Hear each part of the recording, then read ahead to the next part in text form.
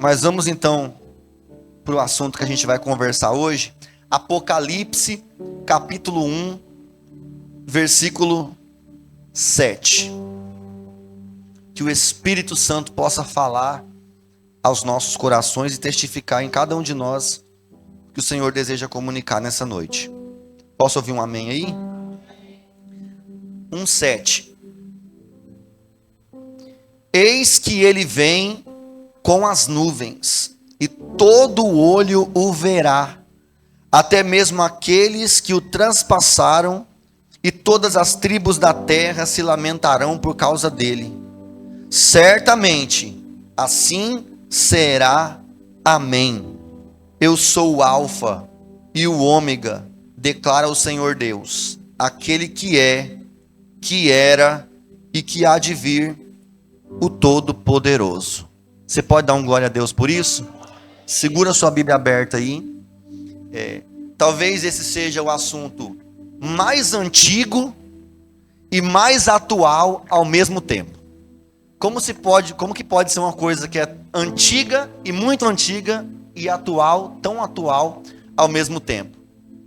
Até quem já está com a idade acima dos 50, 60, 70, ouve desde criança falar que Jesus está voltando. Tinha um ditado popular que dizia assim: 1000 passará, mas 2000 não passará. E no ano 2000, muita gente até tirou a sua própria vida para não ver o apocalipse acontecer. Não sei se você já viu isso em todo mundo, mas no ano 2000, teve gente que ficou apavorada. Aí tinha as profecias dos calendários maias, que falava que o ano era 2012 e de lá não passava. Tem um filme em torno disso. O nome do filme é 2012, Apocalíptico. E Jesus não voltou.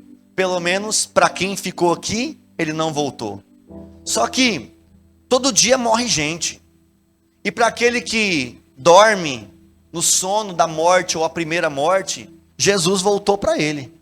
Então nós não devemos simplesmente nos apegar ao fato da promessa viva, que é a promessa mais viva da igreja, que é a volta de Jesus, e pensar que está demorando muito. Os crentes toda a vida estão falando que Jesus vai voltar e até hoje ele não voltou. Só que a gente não sabe quantos minutos a gente tem ainda nesse mundo. E para mim, para você ou para qualquer um de nós, ele pode voltar a qualquer instante. Mas não é sobre isso que eu quero falar, sobre dormir no Senhor e acordar para a eternidade. Eu quero falar sobre a volta de Jesus. Isso é doutrina. E doutrina a gente não mexe. Doutrina a gente chama que é uma verdade axiomática, é estática, não tem como mudar, não tem como alterar, não tem como mexer. E ninguém consegue fugir dessa realidade. Jesus Cristo voltará. Alguém acreditando ou não, ele voltará. Alguém achando que está breve ou que vai ainda demorar algum tempo, ele voltará. É seu direito não acreditar, mas é o dever da igreja anunciar para esse mundo ouvir, para quem tiver ouvidos para ouvir, que ouça, que a maior esperança da igreja ainda está acesa. Nós cremos que daqui a pouco todas essas coisas aqui ficam para trás, e ele enxugará dos nossos olhos toda lágrima, e nós vamos ver um sinal do Filho do Homem no céu. Ele virá para nos buscar. Alguém pode se alegrar com essa esperança aí? Cutuca alguém perto de você e fala assim: está chegando a hora, irmão, Jesus vai voltar. E eu quero conversar com você nessa noite sobre algumas afirmações bíblicas sobre a volta de Jesus. Existem muitas utopias, existem muitas histórias, muitas teorias, muitos teoremas em volta desse assunto que é a volta de Jesus. Existem alguns desdobramentos teológicos. Alguém diz que Jesus vai voltar antes da grande tribulação. Alguém vai dizer que Jesus vai voltar no meio da grande tribulação. Outros vão dizer, como nós acreditamos, a maioria de nós acreditamos lendo a Bíblia, que Jesus vai voltar depois da grande tribulação. Isso não tem como fugir, porque é Bíblia e está escancarado diante dos nossos olhos. E Nós não somos, como eu prego no Apocalipse, o alecrim dourado que Jesus vai tirar da terra para não sofrer. A igreja de Jesus sempre foi uma igreja de mártires, e isso vai acontecer, quer alguém acredite ou não, mas qualquer posicionamento, qualquer desdobramento teológico em torno disso é respeitado, porque isso não é a doutrina. Não importa se é meso, pré ou pós, se é antes, no meio ou depois da tribulação. Doutrina, ninguém muda, ninguém mexe. Jesus Cristo voltará. Mas eu quero tratar com você aqui hoje alguns desdobramentos sobre a volta de Jesus.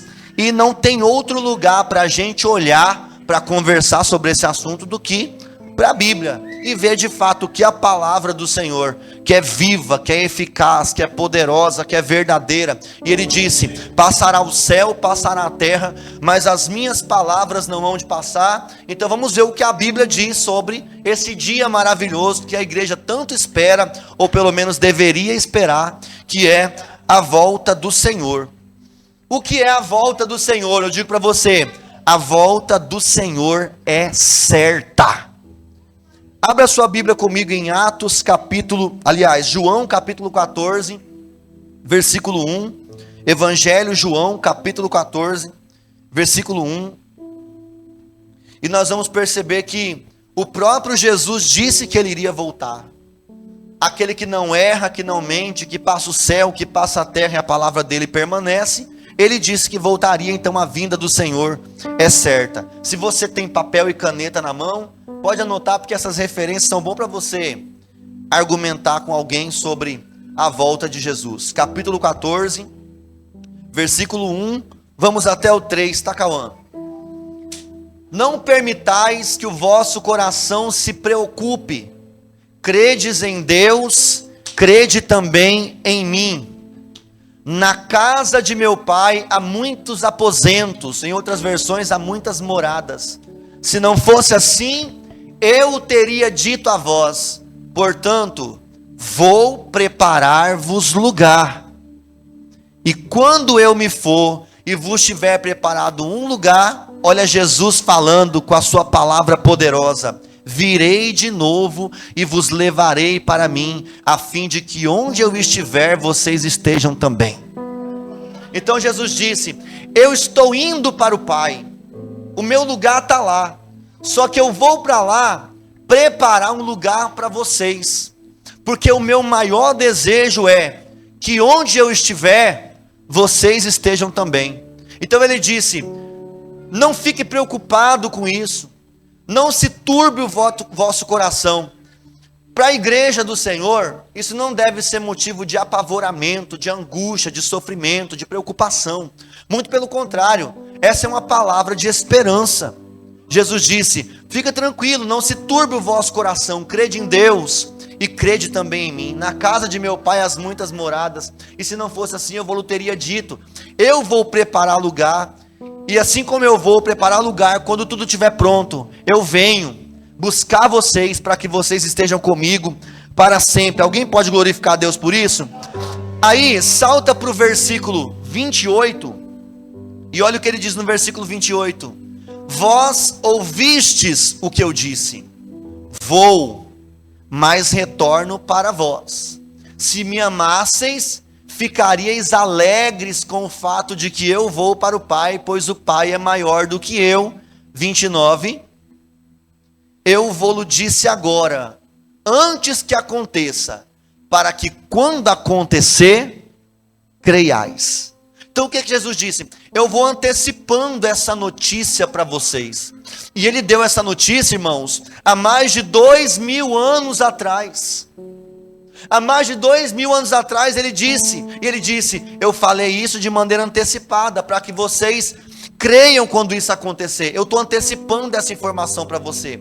Alguém não vai ter acesso a essa informação, mas vocês que crê, que me ama, que me espera, que confia, vão poder ser consolados com essa esperança. Eu vou preparar lugar para vocês. Então, isso será surpresa para muita gente, mas para vocês que me conhecem, que crê no meu nome, que me amam, que andam comigo, que foram alcançados pela minha graça, não vai ser surpresa nenhuma para vocês, porque eu já estou antecipando as coisas, antecipando a informação, para que não seja nada novo para vocês. Então, a volta de Jesus pode ser notícia velha para alguém, mas para mim é mais atual do que o jornal que vai ser publicado amanhã de manhã, porque foi Jesus quem disse, ela é certa e ninguém vai poder mudar isso.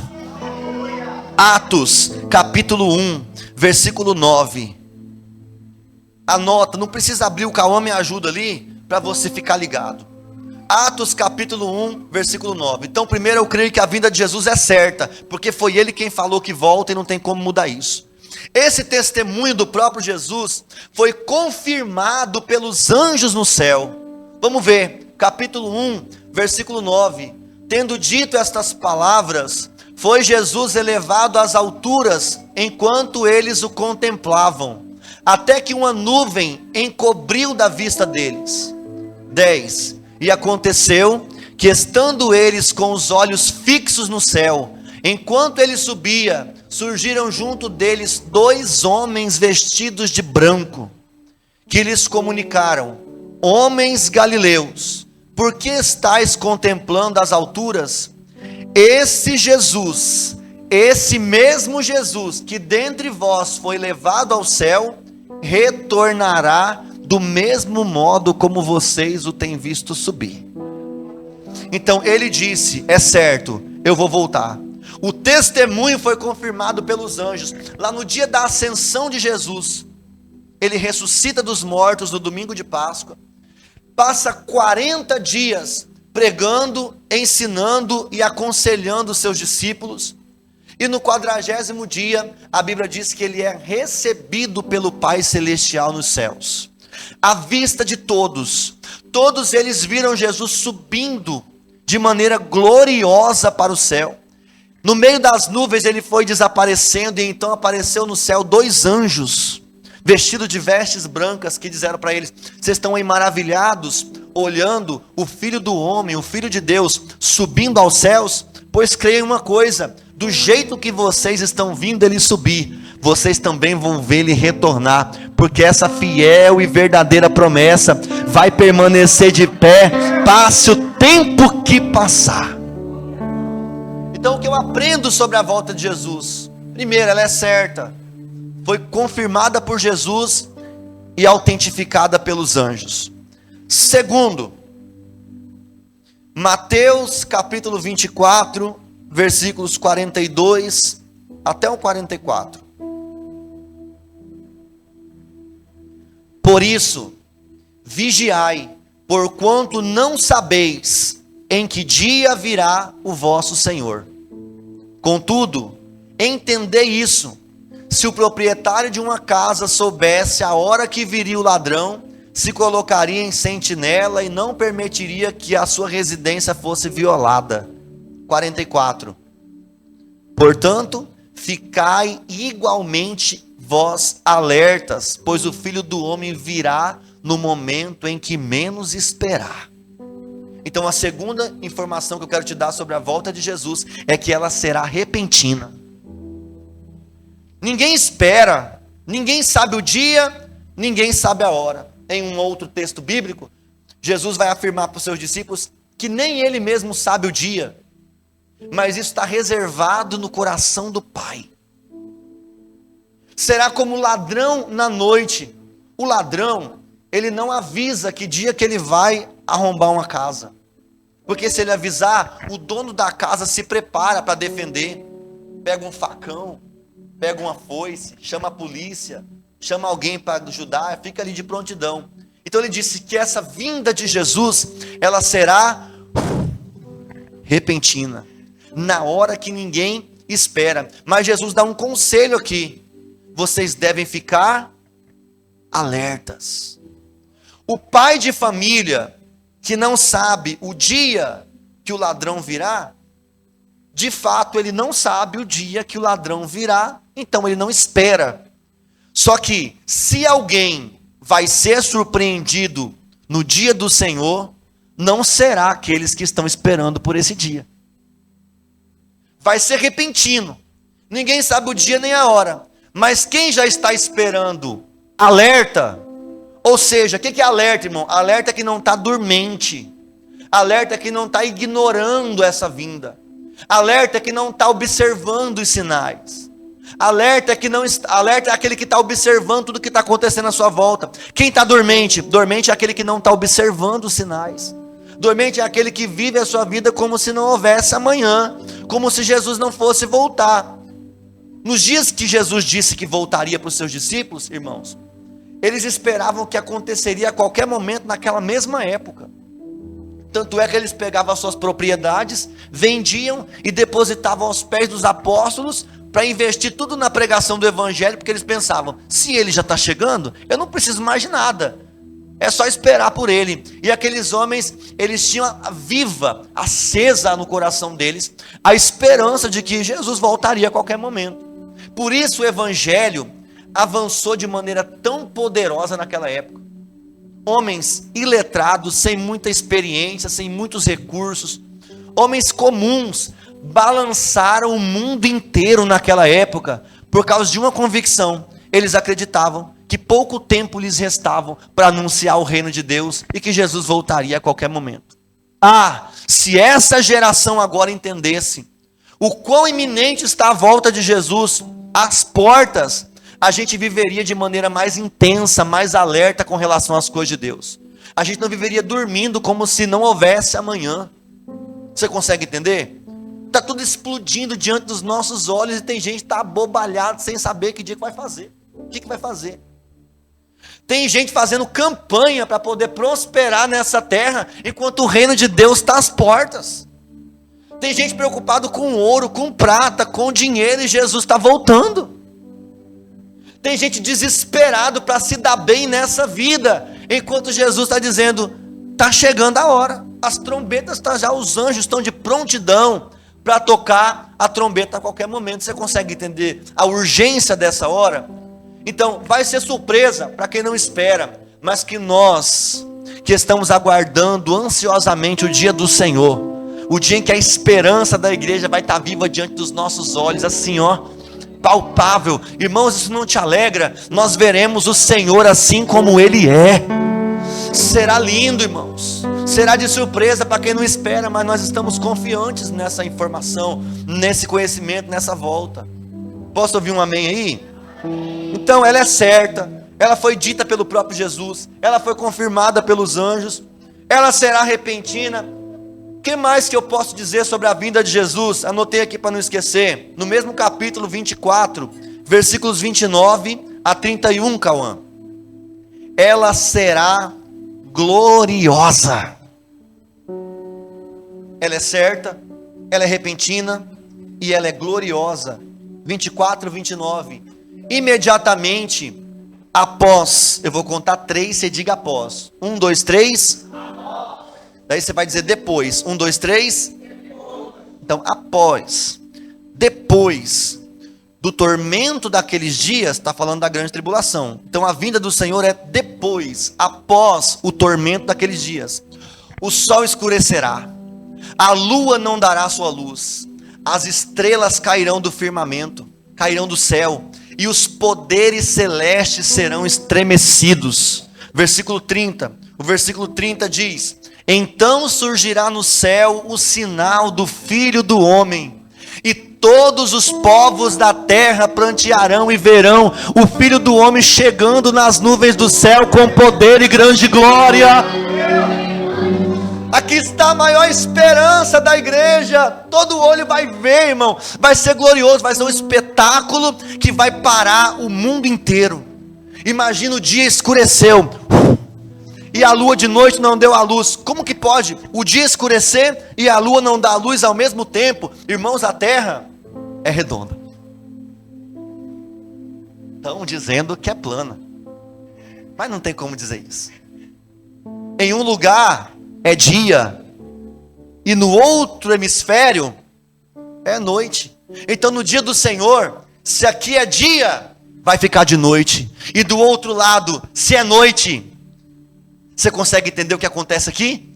Ele surgirá do céu, irmão, nas nuvens com poder e grande glória, todo olho verá. Versículo 31, ele diz: ele enviará os seus anjos com poderoso som de trombeta, e estes reunirão os seus eleitos dos 4 ventos, de uma extremidade à outra dos céus. Isso é o arrebatamento da igreja, que acontece quando? Versículo 29, depois dos tormentos desses dias, findado o prazo de tribulação, que vai testar a paciência dos santos, a paciência dos salvos, a paciência dos crentes, e Apocalipse diz que aí está a perseverança dos santos, aqueles que suportarão até o fim. E o Senhor disse para as igrejas da Ásia: aquele que perseverar até o fim será salvo. E ele disse para a igreja de Sardes: ser fiel até a morte, e dar-te-ei a coroa da vida. Então, no meio desse sofrimento que virá sobre esse mundo, lá no céu haverá esse dia glorioso do Senhor. Todo o poder celestial vai ser abalado. Imagina, irmãos, as estruturas dos céus. Natália que gosta desses negócios, as estrelas todas se rendendo ao Rei da Glória que vem no meio das constelações. Cada uma estrela Deus conhece pelo seu nome, todas elas se curvando diante da majestade gloriosa do Filho de Deus. Irmãos, ele vem revestido de glória. Oh, irmãos, o seu rosto é resplandecente como a luz do sol, seu cabelo é branco como a neve, no seu peito, irmãos, tem um cinturão de ouro. Meu irmão, seus pés é como latão reluzente, na sua coxa, no manto que está sobre a sua coxa, escrito Rei dos Reis, Senhor dos Senhores. O texto bíblico diz que todos os reinos da terra o verão. Eles farão parte do reino do Deus Todo-Poderoso, irmão. Vai ser para sempre. Isso não te enche de expectativa, de esperança? Veja, irmãos, isso é glorioso. Após o tormento desses dias, após o tormento desses dias, então a volta do Senhor será repentina, é certa, profetizada pelo próprio Jesus, autenticada pelos anjos, será gloriosa. Agora vou dar mais uma informação para você, ainda no capítulo 24, versículo 3, Cauã. Será inadiável. Quem está aí? Quem está aí? Às vezes você precisa tomar uma vacina, mas você tem medo de injeção. Você fala bem assim: vamos marcar para a semana que vem. Só que a vinda de Jesus será inadiável. Versículo 3, vamos até o 8, tá, Cauã?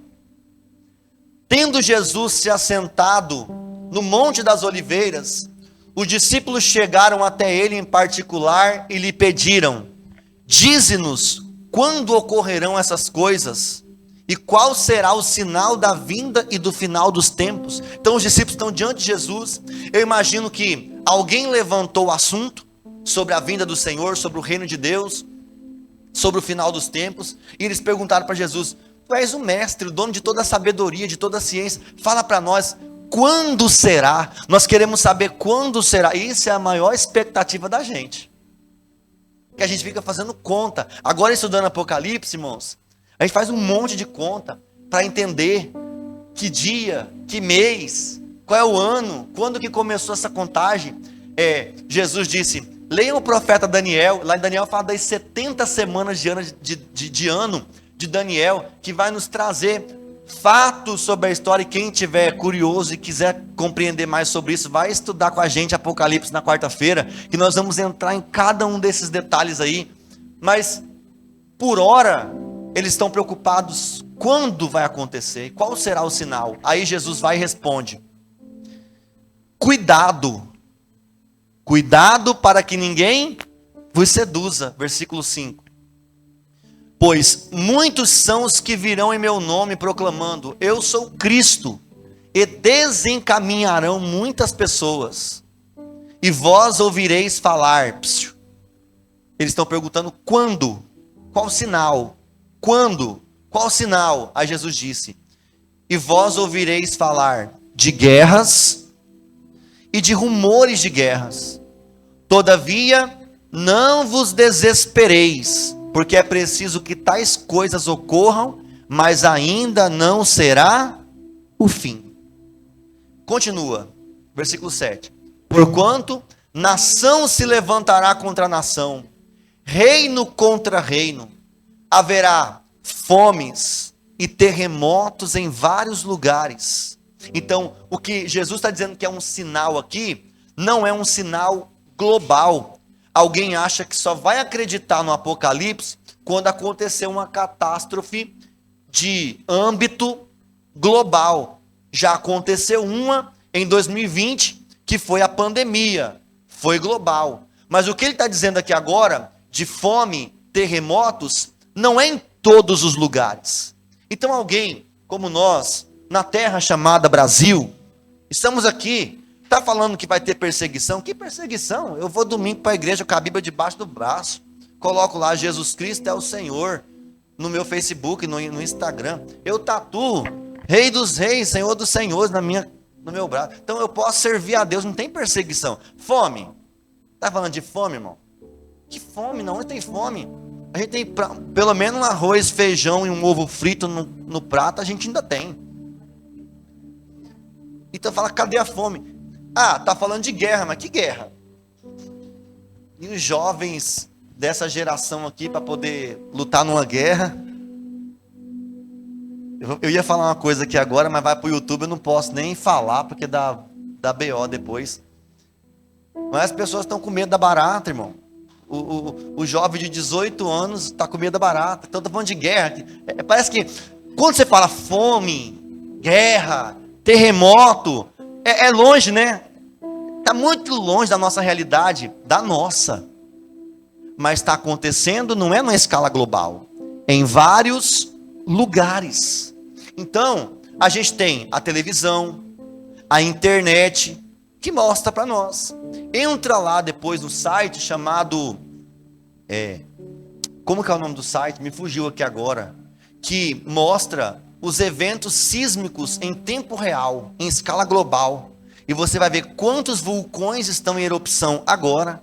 Você vai ver quantos movimentos sísmicos estão acontecendo agora, terremoto acontecendo agora, nesse exato momento, em escala global. Lá tem o mapa, o globo, o mapa mundi, e tem lá, em tempo real, os terremotos que estão acontecendo exatamente agora.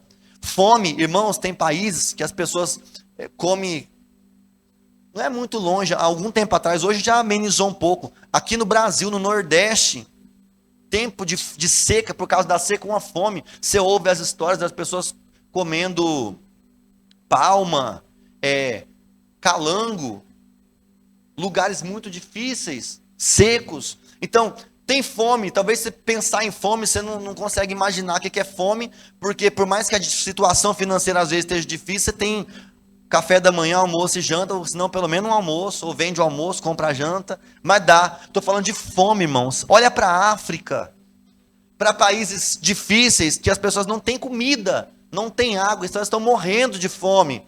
Então, isso está acontecendo agora, em vários lugares. Jesus disse que isso seria sinal. Você já viu falar de alguma guerra acontecendo em algum lugar? É só você acessar a internet ou ligar a televisão. O Oriente Médio agora mesmo está em guerra. Os países do Oriente Médio estão, a tensão lá aumentou. E esse cenário é propício para a manifestação do abominável da desolação, do filho da perdição, que é o anticristo, que eu digo afirmadamente e acertadamente que já está sobre esse mundo e daqui a pouco ele vai se manifestar. E vem estudar Apocalipse com a gente para você entender mais sobre isso. Mas não é um assunto. Então, isso aqui Jesus disse, quando acontecer tudo isso, ainda não é o fim. Vamos ler o versículo 8. Aí no versículo 8 ele diz assim, contudo, esses acontecimentos serão apenas como as primeiras dores de um parto. Então Jesus diz, quando você vê tudo isso acontecendo, não é escala global, mas em vários lugares, você vai ouvir de fome, de guerra acolá, de terremoto. Vocês viram que teve um terremoto em Poconé? Há poucos dias atrás? O Brasil está em cima de uma placa tectônica inteira, que não tem como ter terremoto. Mas em Poconé teve um tremor de terra recentemente, não sei de que jeito. Deixa isso para os geólogos explicarem, eu não sou geólogo, não quero nem saber.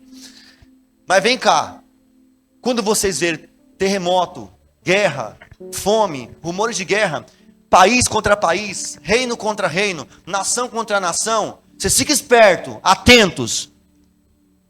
Isso não é o fim, mas é o princípio das dores. Então, nós estamos vivendo diante do cenário mundial que está diante dos nossos olhos, nessa época agora, o princípio das dores.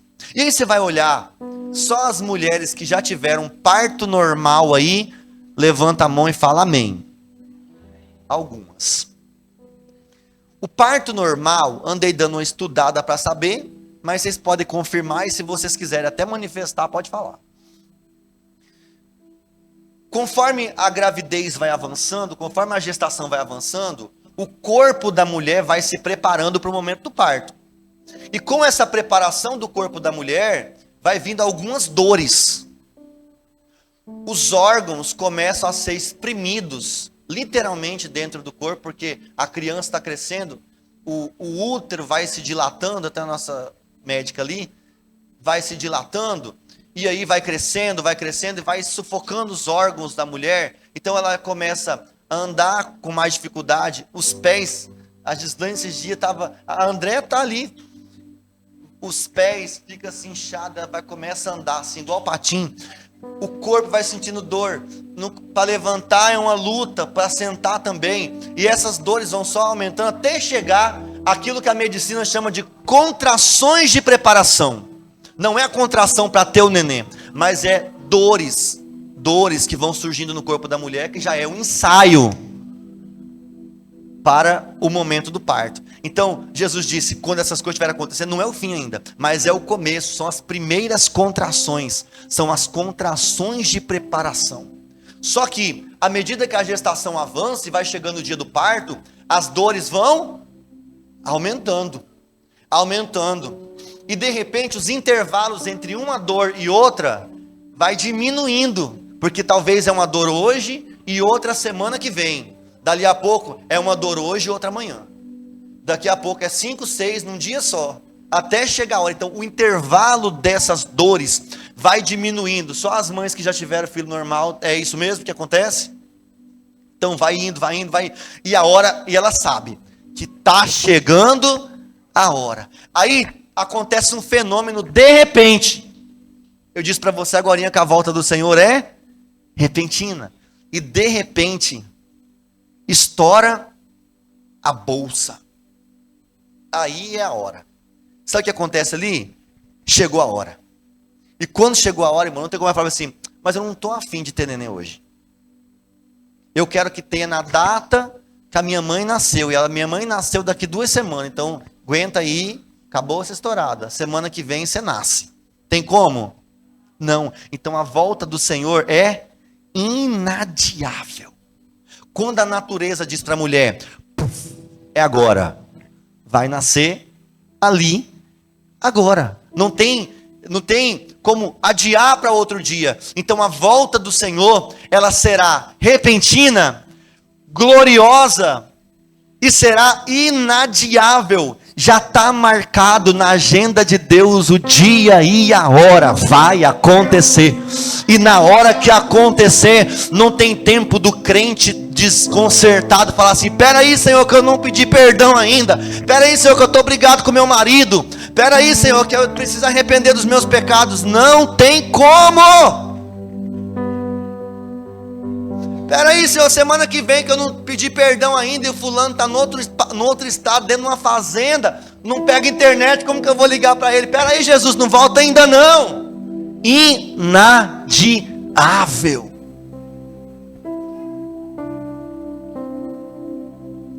Doloroso.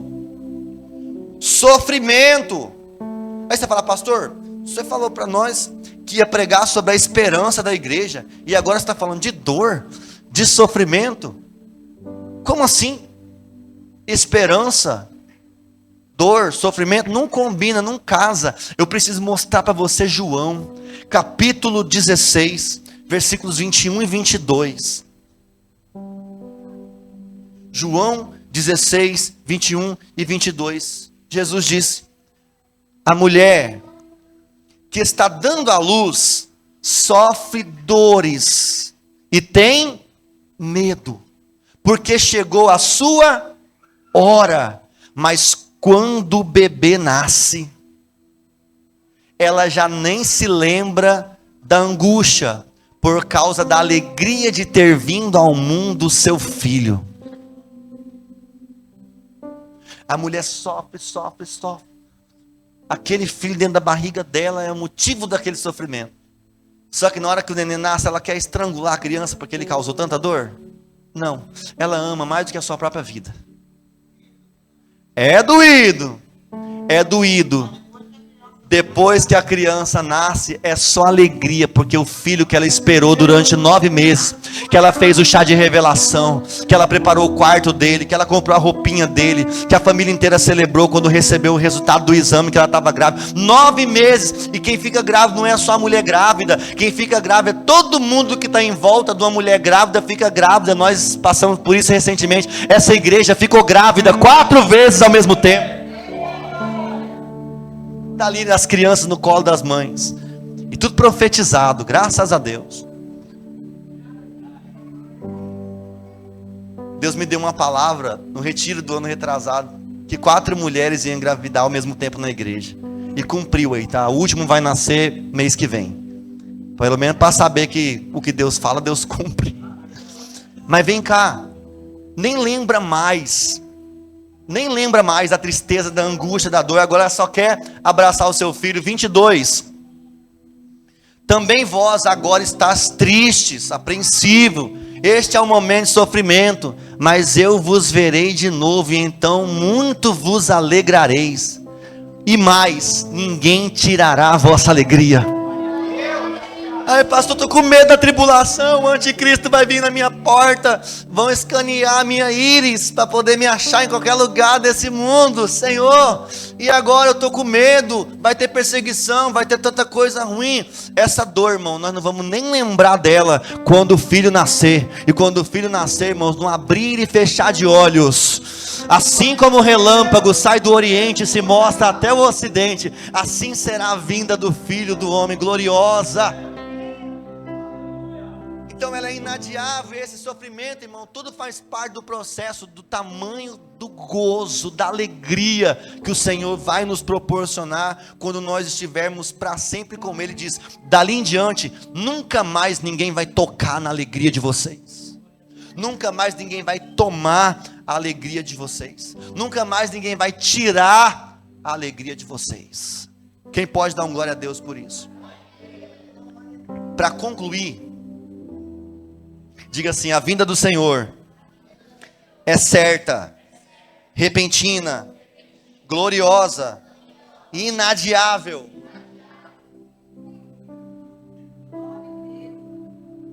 Diante dessa realidade, nós precisamos seguir o conselho de Jesus.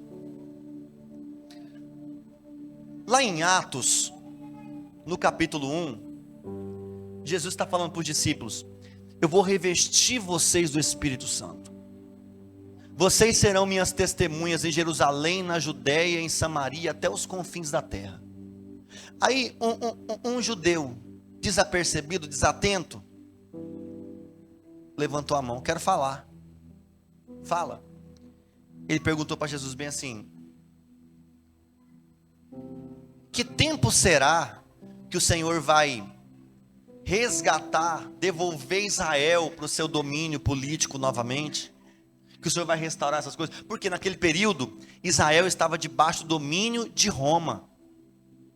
Então, o que os judeus esperavam? Eles não receberam Jesus como Messias. O Messias que eles esperavam seria um líder político poderoso, que viesse resolvendo os problemas políticos, sociais, morais, econômicos dentro daquela cultura. Então, Jesus não veio fazendo isso. Quando Jesus era interrogado sobre essas coisas, ele dizia: eu não quero saber disso, meu reino não é desse mundo, meu reino é do céu. E aí ele pergunta: quanto tempo vai acontecer isso? Aí Jesus fala bem assim: a vocês não convém saber os tempos, as datas, porque tudo isso está nas mãos de Deus. Qual que é a maior preocupação para o crente? Nós devemos estar alertas aos sinais? Sim. Nós devemos estar atentos sobre tudo que está acontecendo à nossa volta? Sim. Nós devemos ficar com o olho regalado para ver cada profecia bíblica acontecendo? Sim. Só que a nossa angústia não deve ser por data, mas seguir o conselho que Jesus disse: estai alertas, vigilantes. E no capítulo 25 de Mateus, eu estou concluindo já, tá?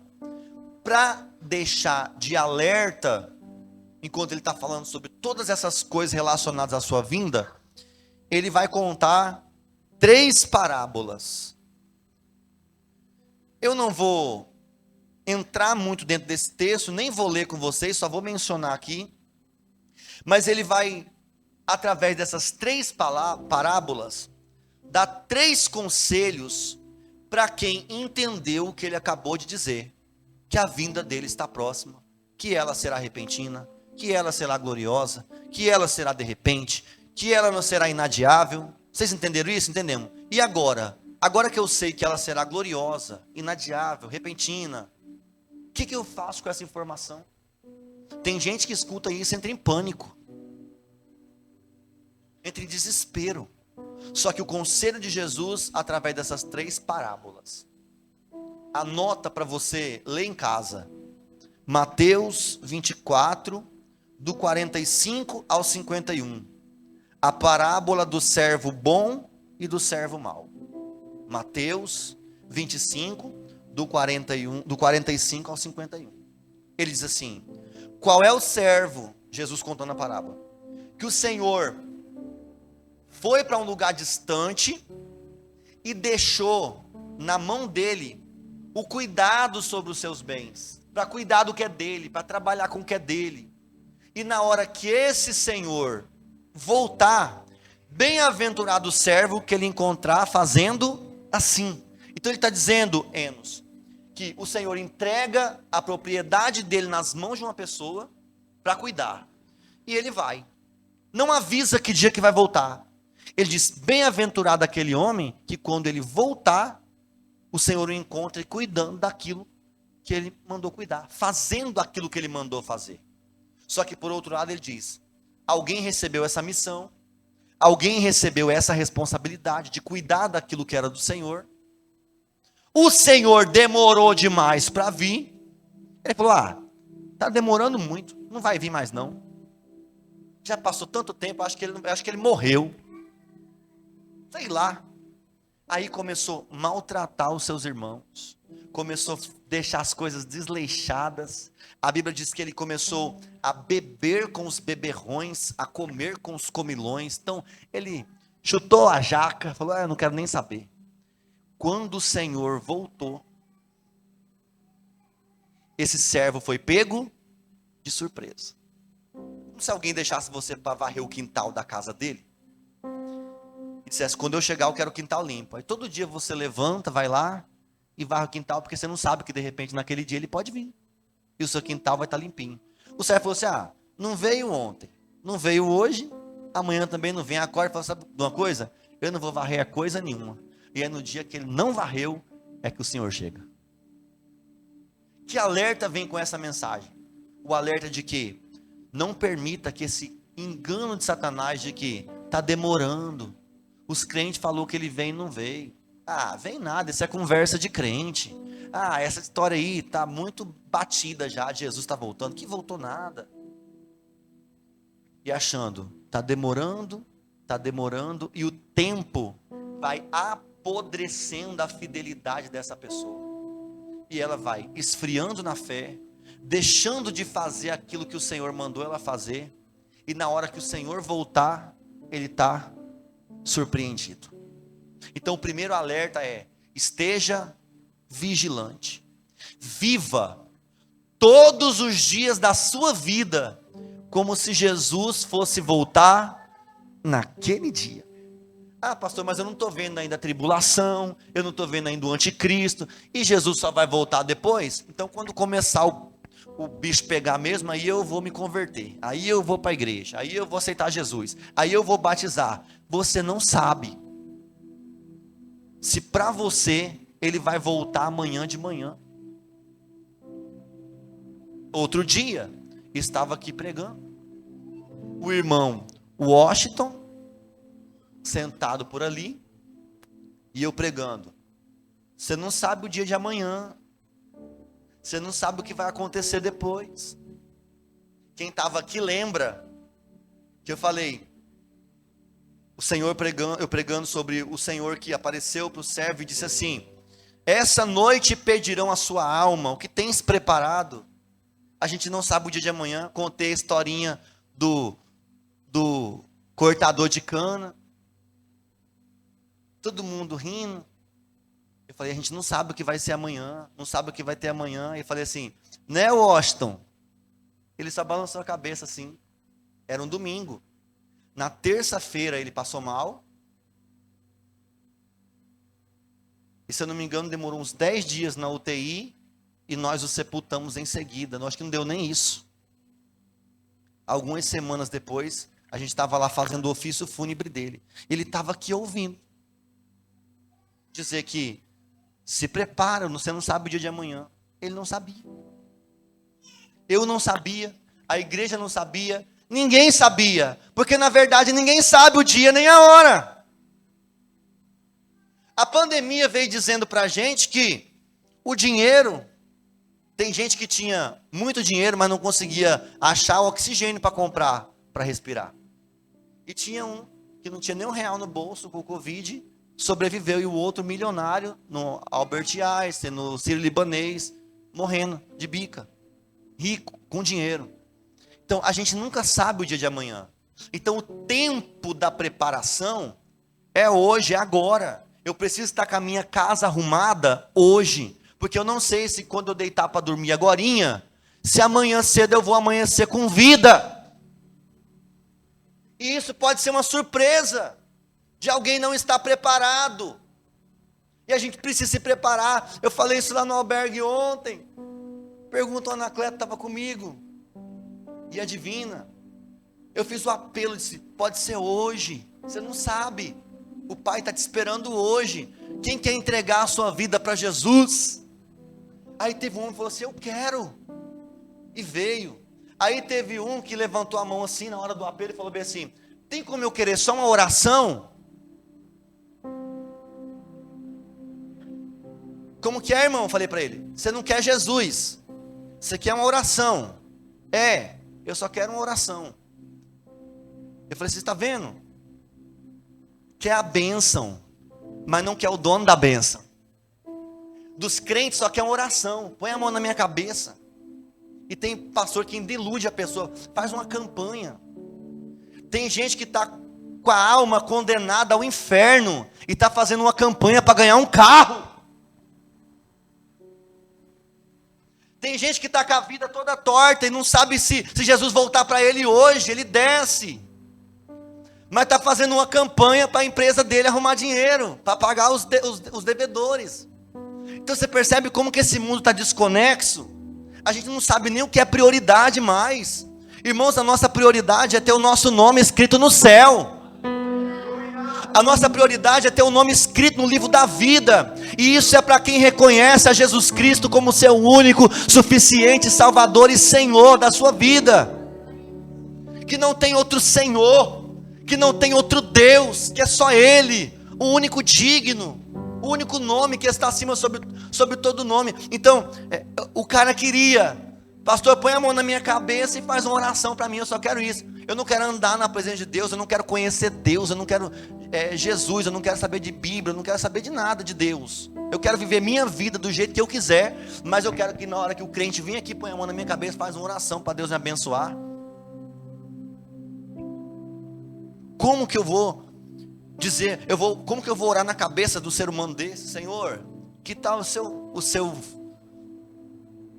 não é filho, porque a Bíblia diz que a todos quanto receberam, deu-lhes o poder de ser chamado filho de Deus. Senhor, ele não quer o Senhor não, ele não quer te conhecer, ele não quer ouvir a tua palavra, ele não quer aprender do Senhor, ele não quer consertar a vida dele, ele não quer se arrepender dos maus caminhos, ele só quer que o Senhor abençoe ele. Como que você ora?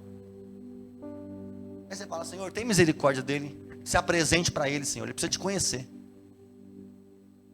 A pessoa chega, pastor, ora para mim. O que foi, irmão? Estou andando a pé, meu carro estragou, estou sem dinheiro, hora para me vender meu carro e comprar outro, que aquele lá só está me dando prejuízo. Como que está a sua alma? Como que está a sua vida? Ah, pastor, isso é outro departamento. Não, irmão, você está priorizando uma coisa que é perecível, que a traça, que o tempo consome, e você está desprezando aquilo que é eterno. Seu nome está escrito no livro da vida? Se Jesus voltar para você hoje à noite, você está pronto?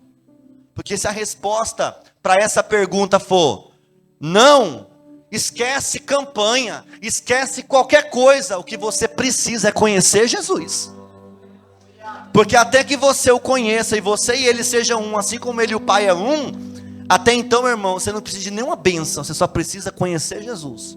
E eu disse lá, é muito melhor você andar com o dono da bênção do que você receber uma bênção. Porque eu disse, existe um vazio dentro do coração de todo ser humano que é do tamanho de Deus. E tem gente que pega esse vazio e enche de coisa. Aí coloca dinheiro, carro, fama, sucesso, mulheres, farra, festa, rave, enfia um monte de coisa dentro desse espaço.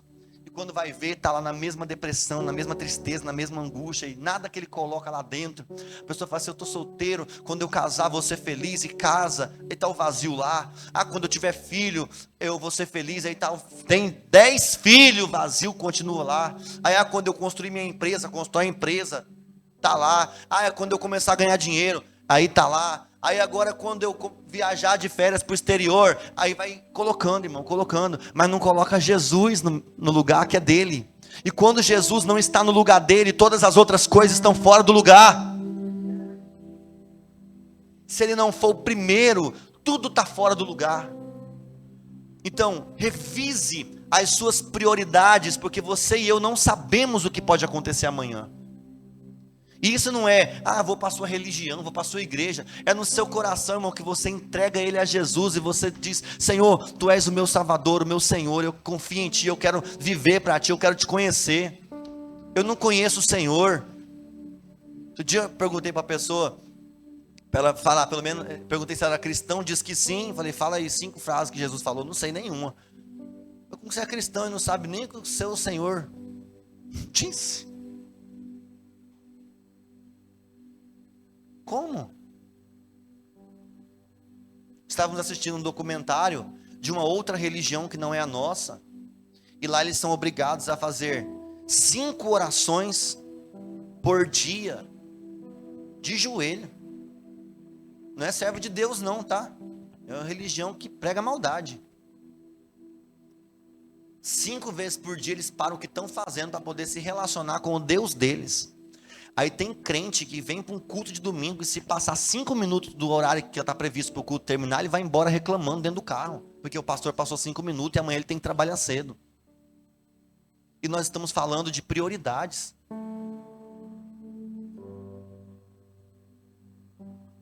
Então essa geração nossa, que está prestes a ver, está no princípio das dores, estamos na tribulação, que vai ver tudo isso, que ainda vai sobreviver de maneira terrível sobre esse mundo, que vai ter que ter uma fé inabalável para suportar, porque ceder vai ser fácil, mas resistir, irmãos, é só você olhar para aqueles que vieram antes de nós, para você ter mais ou menos ideia do que está esperando, diante dos nossos olhos. Então nós vamos precisar de uma fé inabalável, de uma autoridade terrível, de uma unção. E aqueles irmãos estavam tão cheios do Espírito Santo, irmão, que o cara falava, você quer morrer? Ou você escolhe ou Jesus ou a vida. Ele falou assim, diante da morte, o texto bíblico diz, eles não amaram mais a própria vida. Pode matar, mas eu não nego Jesus. Tem que ter muita convicção. E alguém fala, não, mas a gente segue Jesus, não tem jeito não, a gente não nega Jesus de jeito nenhum. Aí a pessoa pega o filho dele. Eu vi uma família, um relato de uma família que o terrorista pega o filho daquela família.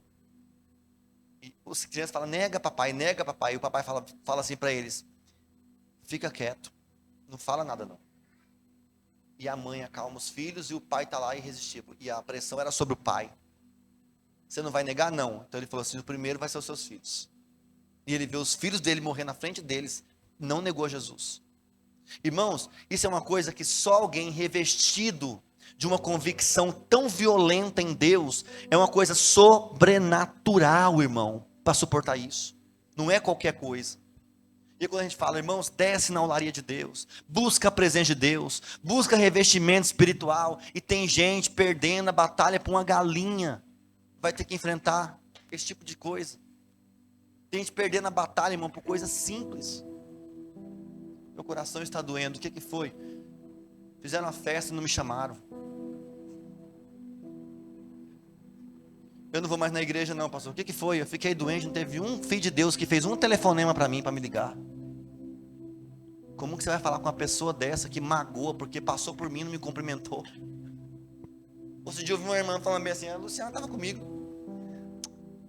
Fulano eu não cumprimento mais não, que eu cumprimentei ele não me viu, não me respondeu, então eu congrego com ele na mesma igreja, mas eu não, nem na cara dele eu olho. Pensei, meu Deus.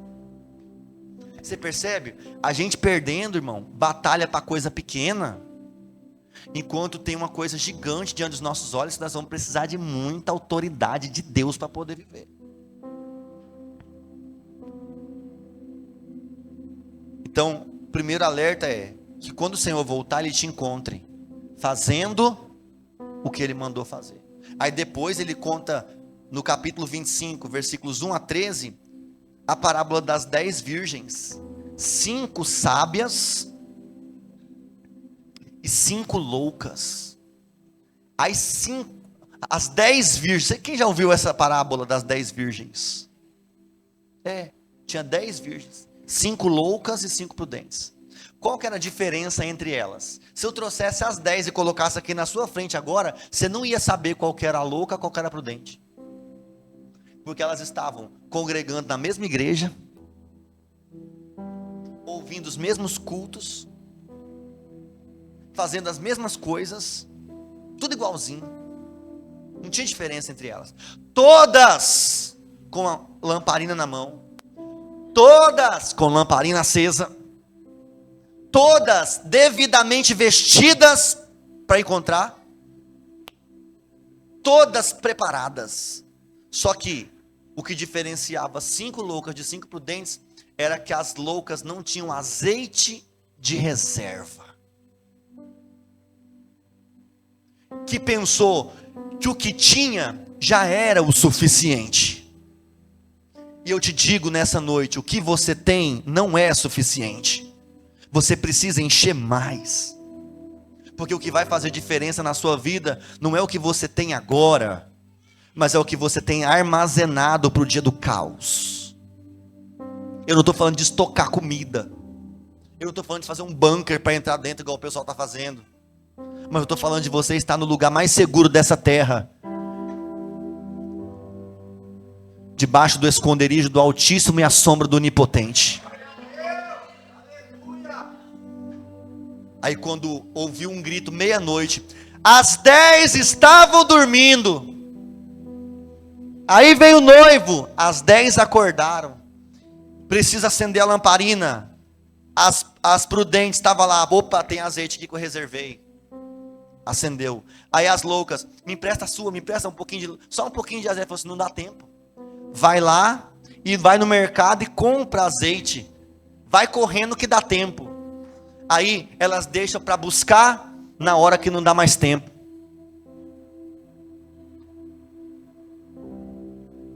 Aí, tá bom, vamos comprar. Aí sai correndo, desesperada. Quando elas estão lá no mercado comprando azeite, o noivo veio, a porta se fechou. Quando elas voltaram, tarde demais. Qual que é o segundo conselho que eu quero deixar para você aqui? Não deixa para buscar na última hora. Não deixa para buscar quando o bicho estiver pegando no seu pé. Não deixa para buscar na hora que você entender que a necessidade está mais urgente ainda. Começa a estocar agora. Sabe? A sua vida de oração, a sua vida devocional, aquela hora que você dobra o joelho e chora na presença do Senhor. Vem para o culto, vem para a oração. Vai para a escola bíblica aprender como que você tem que viver, porque é a palavra de Deus que nos dá essa instrução. Vem para a oração, chorar um pouquinho aqui com a igreja na sexta-feira à noite. Nós estamos aqui derramando as lágrimas nesse chão aqui, clamando a Deus. O que nós estamos fazendo? Talvez tem gente que vem para a oração, mas não está precisando de milagre não. Está só estocando azeite. Na hora que eu vi o barulho, o noivo vem aí, tem azeite guardado. Agora a pessoa está vendo que o apocalipse está para acontecer, está abobalhado na frente da Netflix, assistindo a série preferida, maratonando a série da Netflix.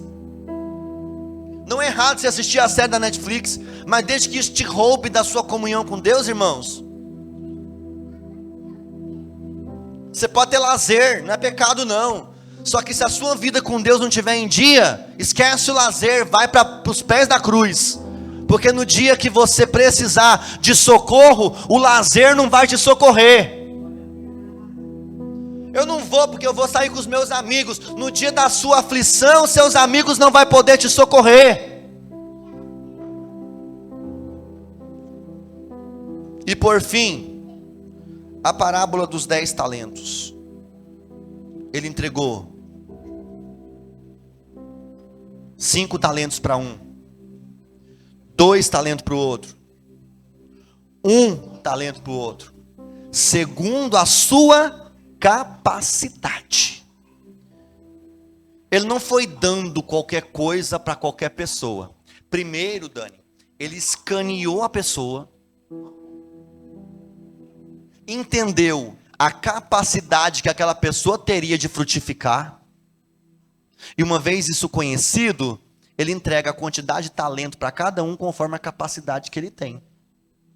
E diz, trabalha nisso aí, eu volto. E quando ele volta, ele pergunta, porque tem 5, cadê o que eu te dei? Você fez o que com o que eu te dei? Aí o cara fala bem assim, Senhor, eu negociei, trabalhei, vendi, comprei, o Senhor me deu 5, está aqui de volta, 10. O Senhor olha para ele e diz, servo bom e fiel. Foste fiel sobre o pouco, sobre o muito eu vou te colocar. Entra no gozo do teu Senhor. Aí chegou no outro, você recebeu quanto? Eu recebi 2. E aí? E aí que eu vendi, troquei, vendi, negociei, e eu tinha 2 que você me deu, agora eu estou devolvendo 4. Uau! Servo bom, servo fiel, você multiplicou aquilo que eu te dei. Você soube usar o que eu te entreguei, o dom que eu te dei, o talento que eu te dei. Entra no gozo do teu Senhor. E você aí, vem cá. Senhor, tu me deste 1 talento. É?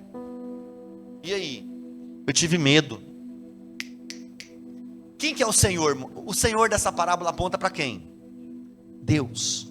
Aí olha o que o servo fala, Henrique, para Deus. Ele fala bem assim, como eu sei que o Senhor o Senhor é mau, ele disse assim para Deus, para o Senhor, como eu sei que o Senhor é mau, que colhe onde não plantou, que é ruim, que é duro, que é exigente, como eu sei que o Senhor é assim, sabe aquele servo estava demonstrando nas suas palavras? Que ele não conhece Deus. Porque Deus não é mau. Entendeu? Eu tive medo, enterrei o talento na terra, o que o Senhor me deu está aqui do mesmo jeito. Não fiz nada com aquilo que o Senhor me deu. Eles bem assim, servo mau e infiel. Você não foi fiel no pouco, eu também não vou te colocar sobre o muito. Vai para as trevas exteriores, e ali haverá pranto e ranger de dentes. Para alerta, se coloca de pé no seu lugar, nós já vamos orar. Diante desse caos, primeiro tem que estar alerta, atento, para quando o Senhor vier me achar bem, trabalhando, fazendo. Segundo, eu tenho que ter azeite de reserva, eu tenho que estar preparado para esse momento. E terceiro, eu tenho que fazer o que Ele mandou eu fazer. Olha para as suas mãos aí agora. Diga assim, as minhas mãos, fala direito, as minhas mãos não estão vazias. Deus confiou algo precioso nas minhas mãos. Agora deixa eu perguntar para você, o que que você tem feito com aquilo que Deus tem te dado? Talvez você não é um exímio pregador, mas talvez Deus te deu uma família para você influenciar. E o seu testemunho tem feito as pessoas recuarem na fé e não avançar. Isso não é a coisa boa. Talvez você não é um melhor cantor, nunca gravou um CD, Deus não te chamou para cantar. Mas talvez tenha uma alma que precisa ser socorrida por você e você está silenciado. Muitas vezes tem coisas que Deus coloca nas nossas mãos para a gente fazer, dons, talentos, responsabilidades, que a gente fica parado, esperando o quê? O que você está esperando para poder fazer o que Deus mandou você fazer? Para poder trabalhar com aquilo que Deus te deu. É glorioso, irmão, quando você vê que o Senhor vem procurar na árvore os frutos e Ele encontra os frutos. Mas quando Ele encontra só folha, só aparência, como Ele disse para aquela igreja lá, se eu não me engano foi Sardes, você tem a aparência de que está viva, mas está morta. Porque eu procuro obras em você, não encontro. Você não tem autenticidade, você não trabalha com aquilo que eu te dei. O dia que você se encontrar de frente a frente com o Senhor, você vai ter que prestar conta daquilo que Ele tem te dado. E o que você apresentar para Ele nas suas mãos vai ser o resultado daquilo que Ele vai trazer como destino para você a partir dali. A palavra nessa noite é: fique alerta. Jesus está voltando. Posso ouvir um amém? Vamos orar? Vamos orar. Coloca a mão no seu coração, curva a sua cabeça. Senhor,